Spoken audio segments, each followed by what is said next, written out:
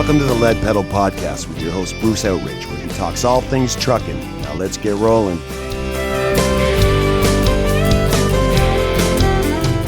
Hello, welcome to Lead Pedal Podcast. I'm your host, Bruce Outridge. This is episode number 985, and today we're going to talk with the folks over at Hydra Energy.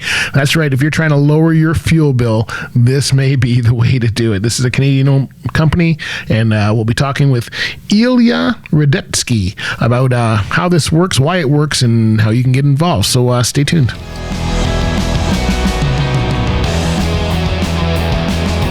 Hey folks, Bison Transport is looking for owner-operators, and if that is you, they want to talk to you. Here's what they can offer you as an independent owner-operator.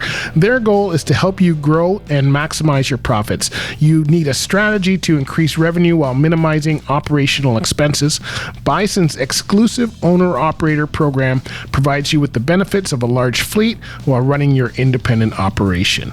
Look at things like their strong fuel discount. Bison has a dedicated fuel team who negotiate discounts for our owner-operators by working with our preferred suppliers. By leveraging their fleet of over 2,000 trucks, they have the buying power to ensure they receive one of the strongest fuel discounts in the business. Hey, how about free fuel advice? That's right, Bison offers valuable trip-based fuel advice for you via satellite message to owner-operators free of charge. An owner-operator who takes advantage of this information can save up to $3,000 a year. And the best thing of all, Bison has new rates. That's right, Bison has increased the rates for long-haul cross-border owner-operators. This includes a U.S. premium increase of 2 cents a U.S. mile, and that's not all. Bison has an additional premium for owner-operators who hold a valid fast card. Where can you find out more? Well, go to Bison Transport, and the best place to start is at fuelyourjourney.ca. Oh, by the way, tell them that the Lead Pedal Podcast sent you. All right, so Hydra Energy is a Canadian company, and what they do is they help fleets and owner-operators convert their heavy-duty trucks to run on both hydrogen and diesel, reducing emissions by up to 40%. And as you know, the environment is a big, big topic across everywhere right now, and it's starting off with fleets out in northern BC, but they plan on moving it across the country. And so we're going to find out how all of this works. Hydrogen, we've talked about on the show before, but how is this working with diesel, and how's it going to lower your costs, and all of that kind of stuff. So stay tuned, and when we come back, we'll be on the line with Ilya Radetsky.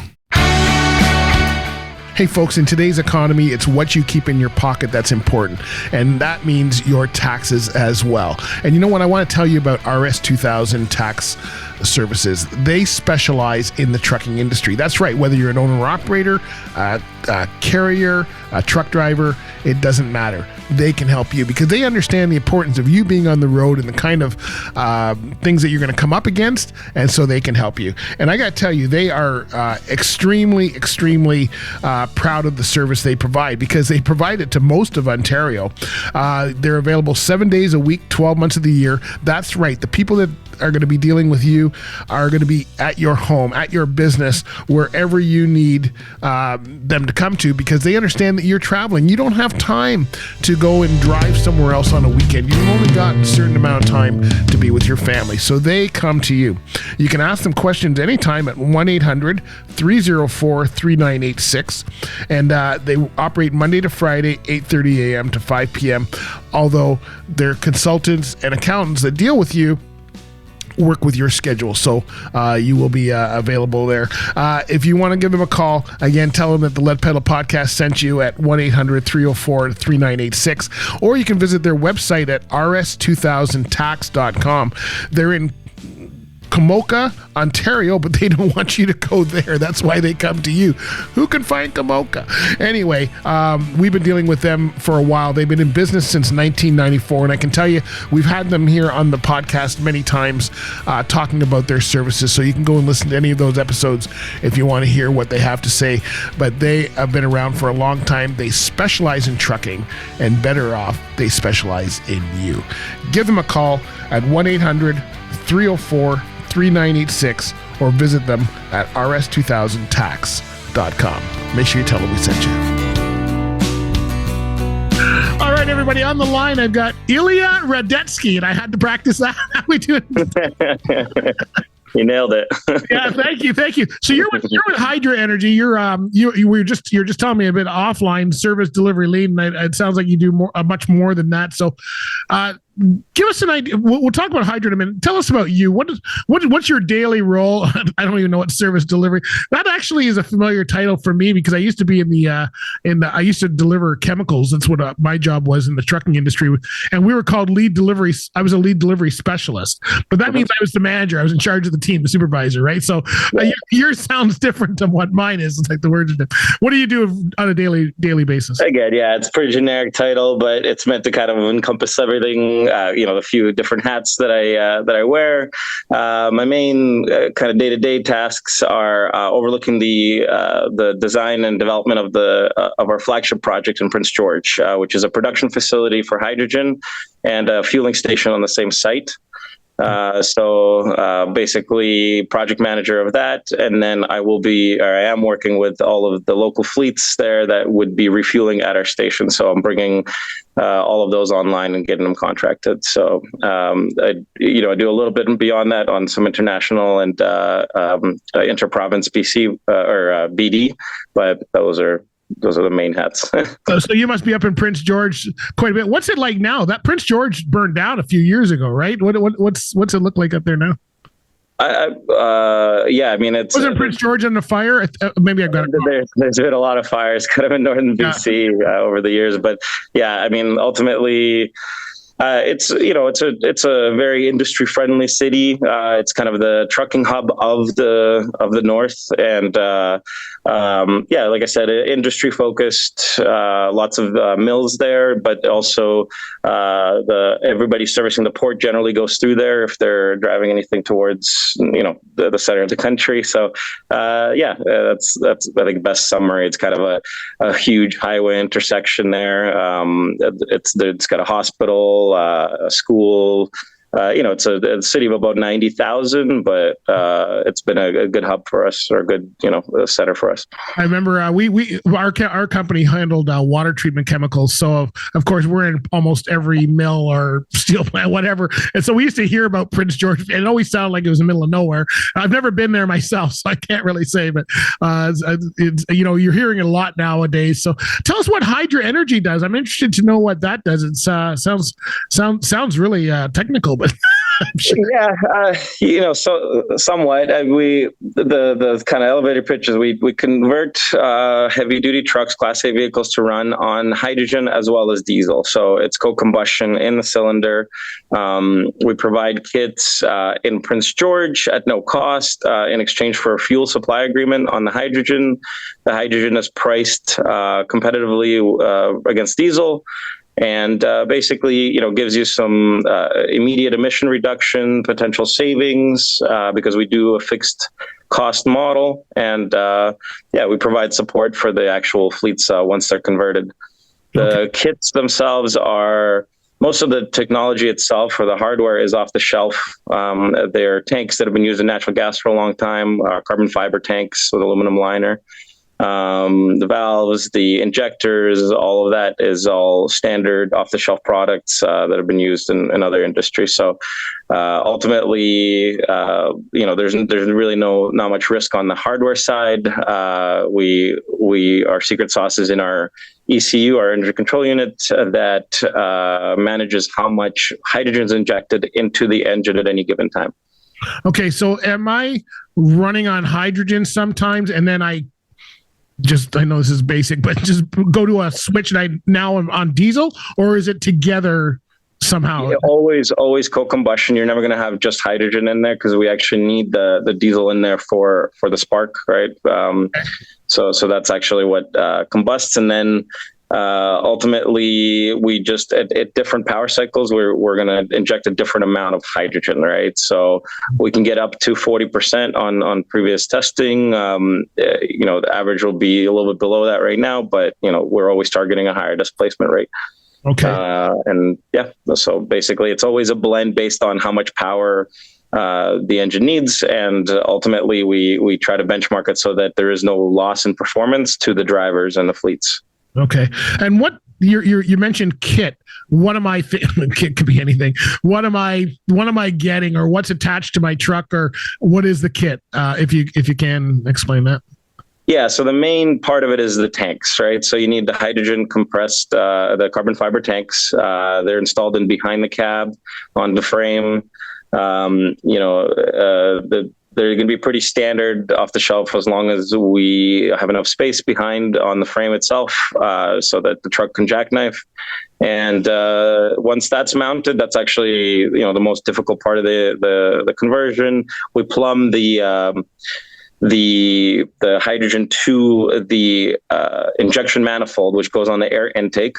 So it's after the turbo on the air intake. So the hydrogen goes in with the oxygen or the air into the chamber, and then the ECU is actually installed on our tank racks. So it'll basically go on at the same time as the racks. Okay. So sounds it's fairly easy installation. Is this something that you guys have to do? Is it something an owner operator can do on their own? How technical? Yeah, no. At least for now, we will be using third parties. Generally, we're working with First Truck up in Prince George, which is a Freightliner dealership, and we are. There probably will be another service shop. Again, in Prince George, we will be using those third parties and mainly just so that we can kind of streamline it, kind of expedite the conversion process. They do take about two days for the truck to get converted. So it's not, we try to not to disrupt the operations of the fleet. So we time it on weekends, and that ultimately who's going to be doing the conversions for now.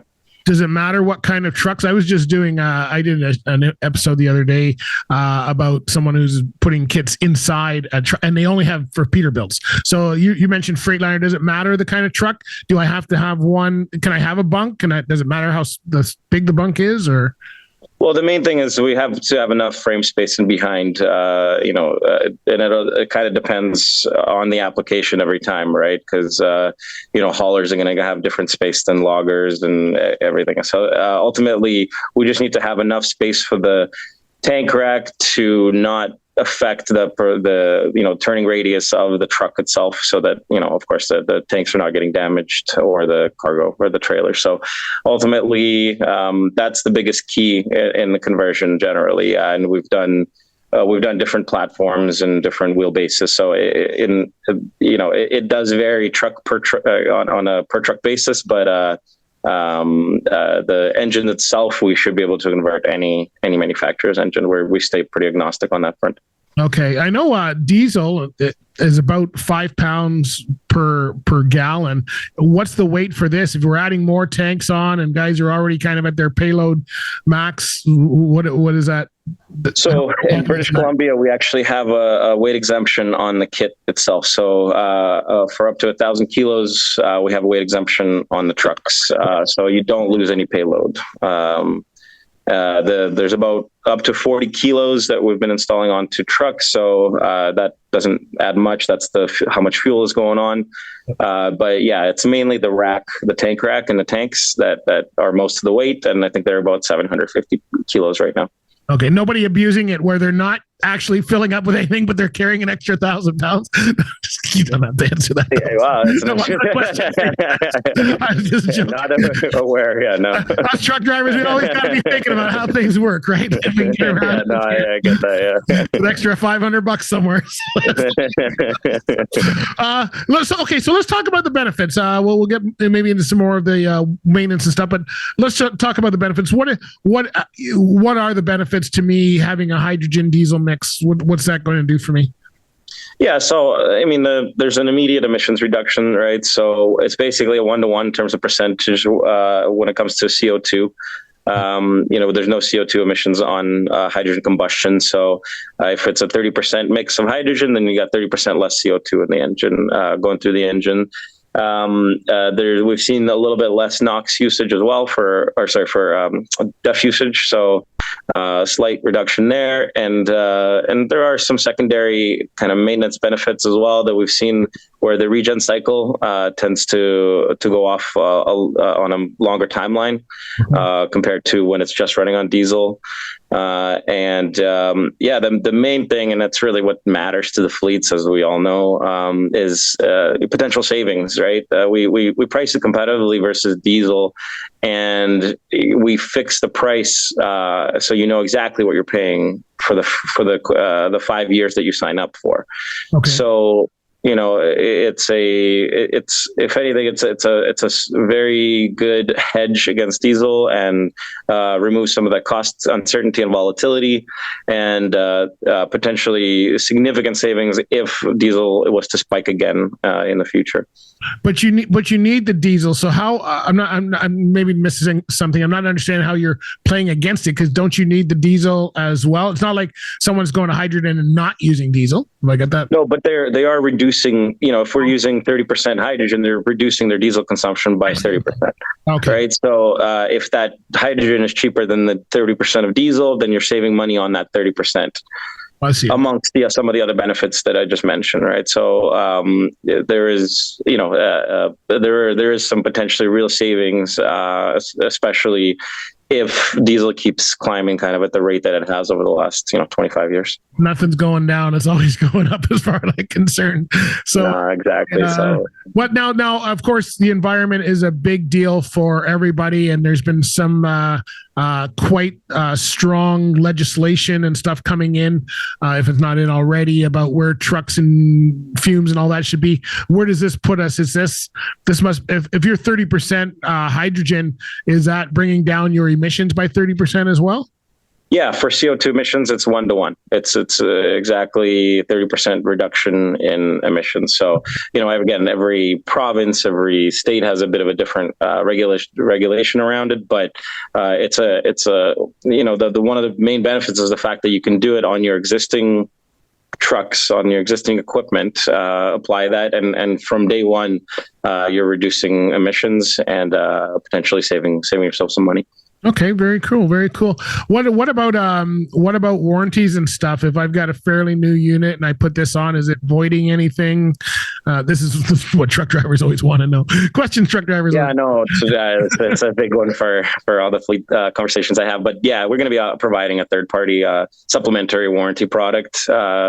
We understand that there's going to be some pushback from OEMs, but generally, the engine operates just like it would as on diesel. Everything's within manufacturer spec ranges. It's a supervisory system. We don't interfere with any signals. We basically just effectively just allow the driver to push the pedal down less, right, and inject a little bit less diesel through the use of the hydrogen for the energy, right?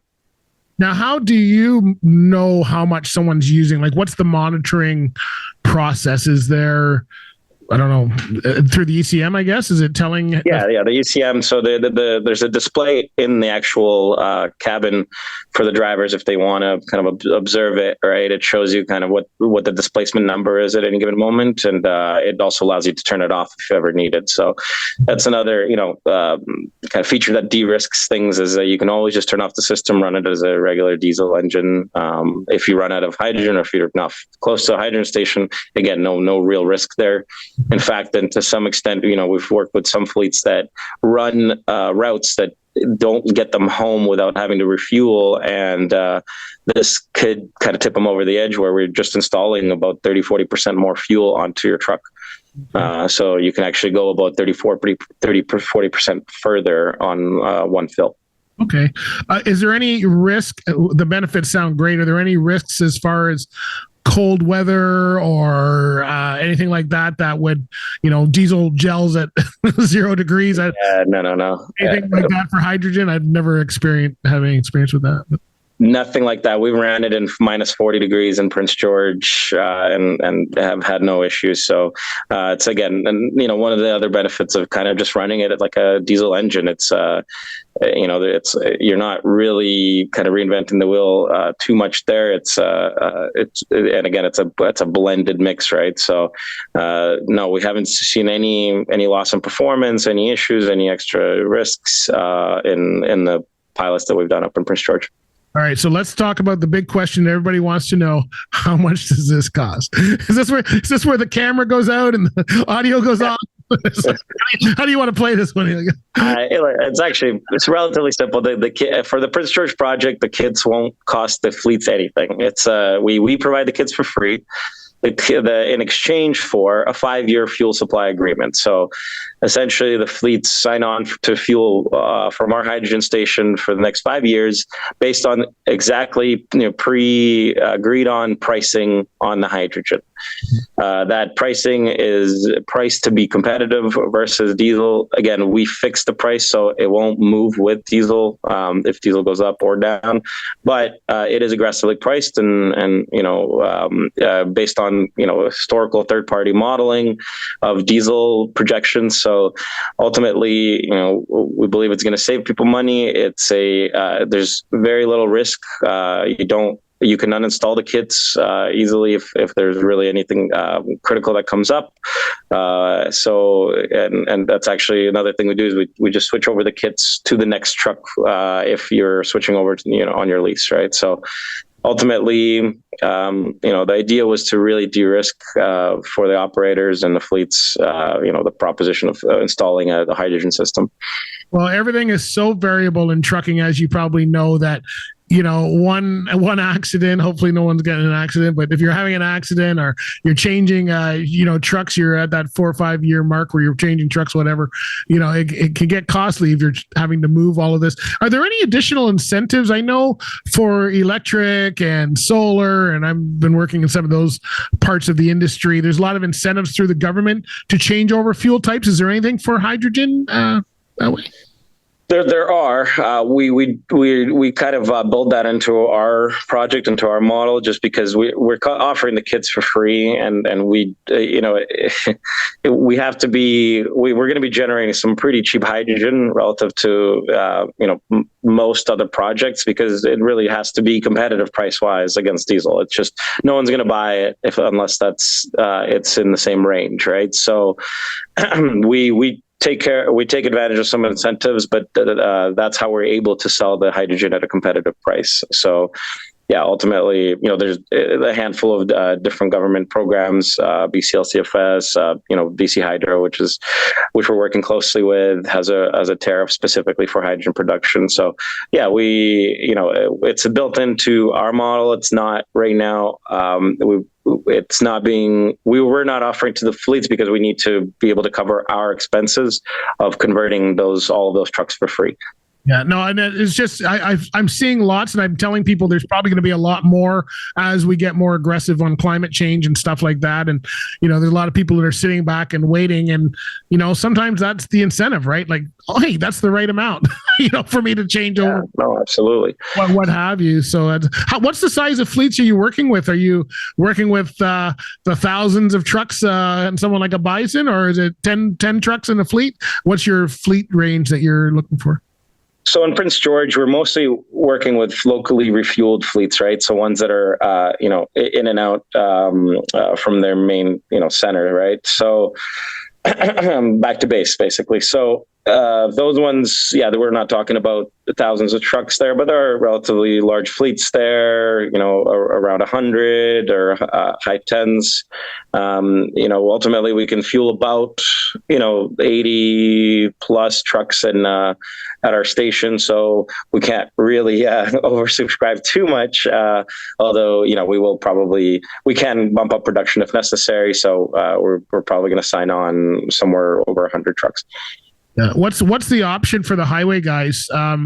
It sounds like that's great for the BC area there, but what about the guys who are running, across? Are there switch to diesel, but are there more fueling stations planned? Like, is this a bigger model for everybody down the road? Yeah, so Prince George was always meant to be the back to base kind of project, right? But there's a lot of producers and refueling stations kind of projected over the next 5 years. We have our own intention of continuing the corridor up northern BC. So having a project in Prince Rupert, which is the port closest to Prince George, and then it's that we've already got a fuel supply and commercially contracted fleets in Edmonton as well. So Edmonton is kind of becoming a hydrogen hub for trucking, and we are basically going to kind of piggyback off of that to some extent. And then as more of these producers come online, we have no problem working directly with them rather than selling the hydrogen ourselves, and just converting trucks and working with fleets directly. Basically be technology providers rather than fuel providers, right? So the idea is that, honestly, over the next 5 to 10 years, there's a lot of projected hydrogen production coming online, and we don't want to have to build a project every single region because it's very cost and time consuming. So ultimately, that'll be the option for the highway operators. The most immediate connection will be to Edmonton, right? So we're going to have access to hydrogen there, and in Prince George. Then if we connect to Prince Rupert, then you're kind of connecting the whole northern BC corridor there. And then beyond that, we'll see that there's definitely going to be some licensees that we'll be working with that are essentially going to provide the hydrogen, and will be the conversion kit providers to be able to buy that hydrogen. What's the max that you can use? You mentioned 30%. Can someone go as high as 70% hydrogen, or has it got to be totally split? Like, I'm thinking if I'm a highway guy, I leave Prince George, I can't make it all the way back, so I have to flip back to diesel, but I know that I'm going to go into Edmonton to, fuel up, and do I want to wait? Just your opinion on that. I might be totally off guard. Yeah, I mean, so again, we get up to about 40% without having losses to the engine. That's always been the goal, is make sure that there's no performance loss, right? So there are ways to get higher than that, but they become a lot more engine intrusive. So you have to modify, the actual engine block, and we've kind of avoided doing that for the purpose of making sure that we're keeping everything within the OEM specs, right? So it's meant to be a supervisory system, as we call it, that isn't, really disrupting the performance of the engine. So ultimately, yes, it's possible, but it does require almost custom engines for it. And the idea of this was meant to be a low risk option to convert and offset as much as we can get it up to, but we're getting up to 40, averaging a little bit less than that right now. Right. Okay.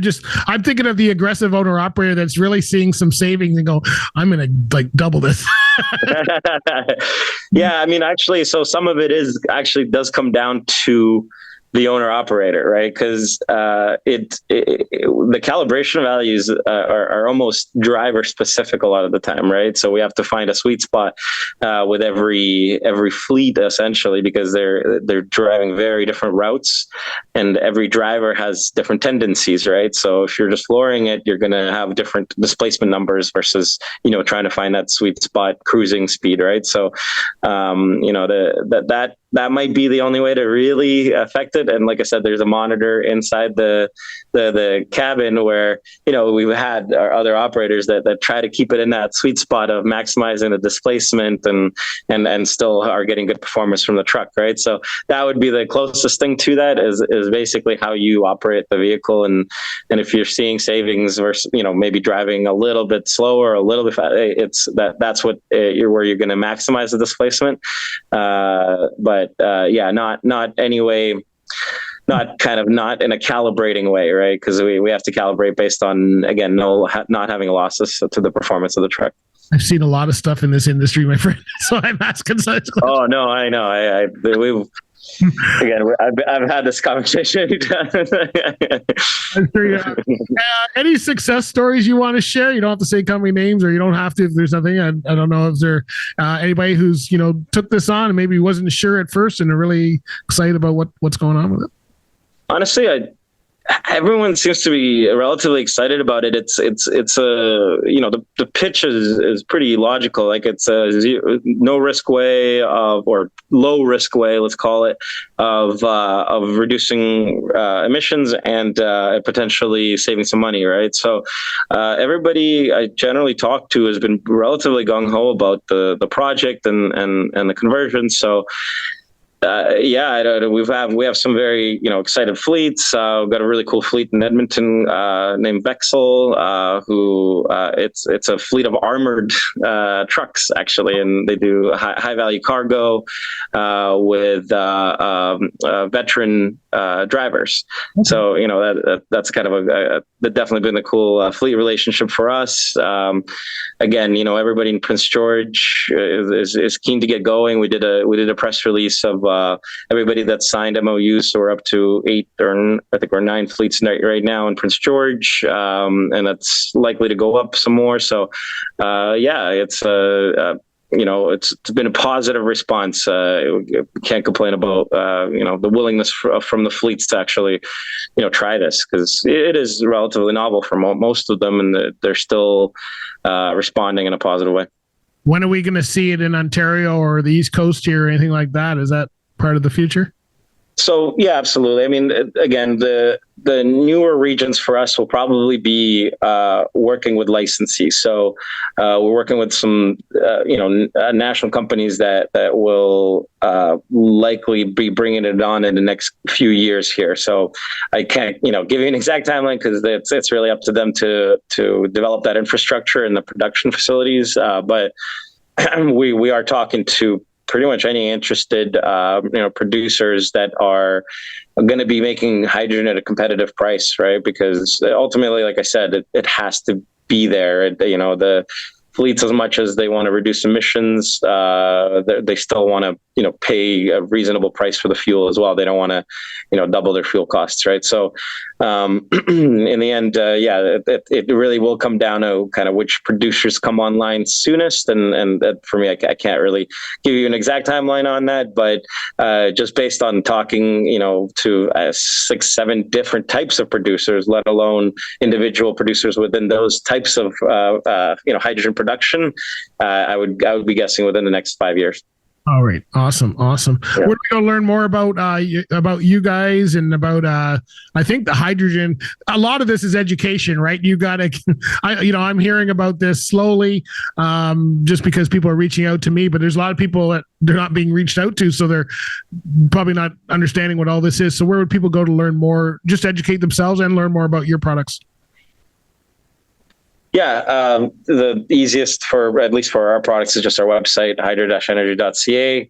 That's it kind of has a breakdown of our kits. We have a YouTube channel that you can check out, again, and it describes the kits. There's a flyover of our production facility and fueling station that you can check out for all the different components. Again, we'll be using electrolysis in Prince George, which is essentially splitting the water molecule into hydrogen and oxygen and then capturing the hydrogen there.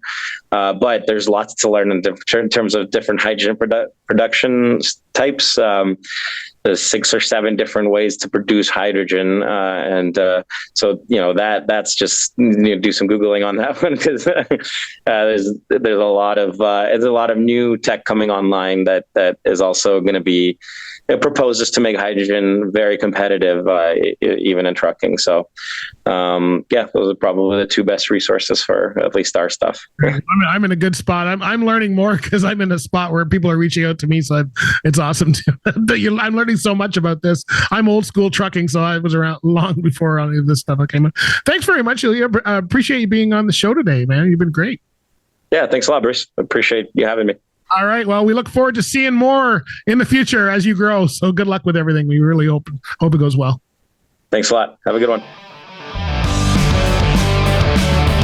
Hey, drivers, are you getting tired of trying to update that old PDF paper resume that you have? You want to apply to different companies. Maybe you want to show off some of the stuff you've had, like the trucks you've driven or pictures or whatever. You know what? You can't do that on a resume anymore, but you can do that at Driver Verified. Driver Verified is a platform that allows you to create your own unique profile and share your expertise easily with potential employers, insurance companies, anybody that you wish. This thing is so slick. You'll be able to update it. It's free to try. And you know what? Now you've got something that can be updated. You don't have to go back and wonder, where did you put that paper copy? The cool thing is companies can get this as well. And you know what? One of the best ways to find new employment and find things that are really cool for you is by a company searching you out as opposed to you searching out a company. So why not try Driver Verified today? All you got to do is go to driververified.com and give it a try. It's free to try. You can create a free profile and you can even get a free report. And by the way, if you were talking to the team over at Driver Verified, make sure you tell them that the Lead Pedal podcast sent you. All right, everybody. Talk to you soon. See you on the road. All right, so there you go. That's good information. So if you want to learn more about that, go to hydraenergy.com. We'll put a link in the show notes for you there. Big thank you to Ilya for being on. He's the service delivery lead with Hydra. And it sounds like an interesting program. Hey, if you're looking anytime that you can reduce your cost and improve your profits, you're in. There's a win. All right, my friends. So we'll talk to you later. Hey, make sure you join us on our socials, Instagram, Facebook, Twitter. You can find me on LinkedIn. We're also on TikTok. And don't forget to look for us at some of the events coming up, like the one coming up at Expo Cam in May. We will be there. All right, my friends. Talk to you later. Bye for now. This has been another episode of the Lead Pedal Podcast. For more information or to subscribe to the podcast, visit theleadpedalpodcast.com and be sure to follow the podcast on Facebook and Twitter.